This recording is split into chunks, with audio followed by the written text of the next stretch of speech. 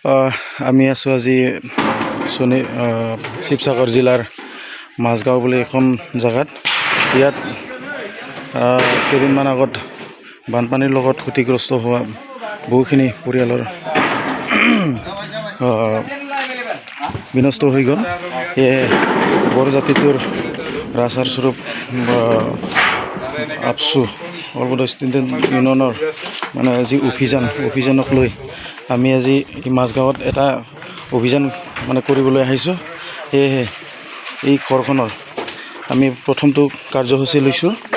এই ঘৰখনত মানে গোটেই বোকাৰে ভৰি আছিলে, এইটো আমি চাফ কৰি দিলোঁ।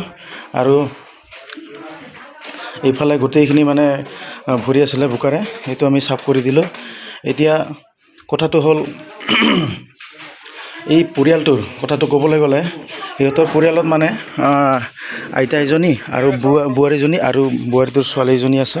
সেয়েহে এই ছোৱালীজনী ক্লাছ 8ত পঢ়ি থকা বুলি আমি গম পাইছোঁ। কিতাপ চিতাপ গোটেইখিনি উটিয়াই লৈ গ'লে বহুতো দুখৰ বিষয়।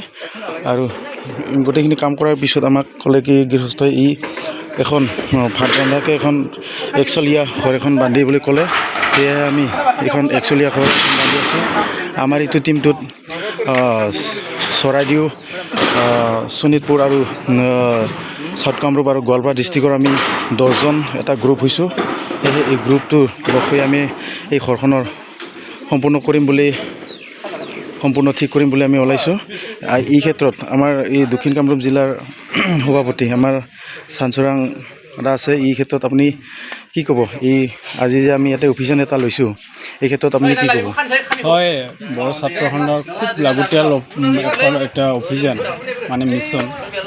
আপোনালোকে দেখিছে নিশ্চয় যে ইয়াতে যিসকলে মানে ভুক্তভোগী তেওঁলোকে খাবলৈ জগা নাই, ৰান্ধিবলৈ জগা নাই, পেচাব শৌচ কৰিবলৈ জগা নাই, মানে পানীৰো ব্যৱস্থা এতিয়ালৈকে হোৱা নাই। খুব মানে দুখজনক কথা। আমি সেয়েহে ছাত্ৰ সন্থাই এটা মিছন লৈ আজি কাম কৰিবলৈ আহিছোঁ। খুব এটা ভাল পদক্ষেপ বুলি আমি ভাবি লৈছোঁ। ধন্যবাদ থাকিল তেখেতলৈ। হয়, এই ক্ষেত্ৰত বহুতো দুখ লগা বিষয়। সেয়েহে মই এই সময়ত আৰু আমাৰ গোৱালপাৰা জিলাৰ এজন ফ'ৰ্চ ছেক্ৰেটাৰী আমাৰ কাষত আছে, তেখেতক মই এই সময়ত এই পৰিয়ালটোৰ এই সময়ত এই অৱস্থা দেখি আপুনি কি ক'ব অলপ কৈ দিব।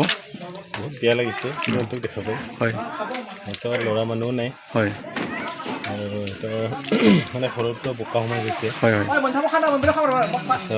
সিহঁতৰ কোনো কষ্ট কাম কৰিব নোৱাৰে ন, চব মাইকী মানুহ। হয়, হয়, সেইকাৰণে সিহঁতৰ কুঁৱাও নাই, দমকলো নাই, পানী চানী বহুত অসুবিধা হৈছে। ভিতৰত বোকা সোমাই গৈছে। হয়, হয়, বহুত দুখ লগা। ঠিক আছে বাৰু। এই সময়ত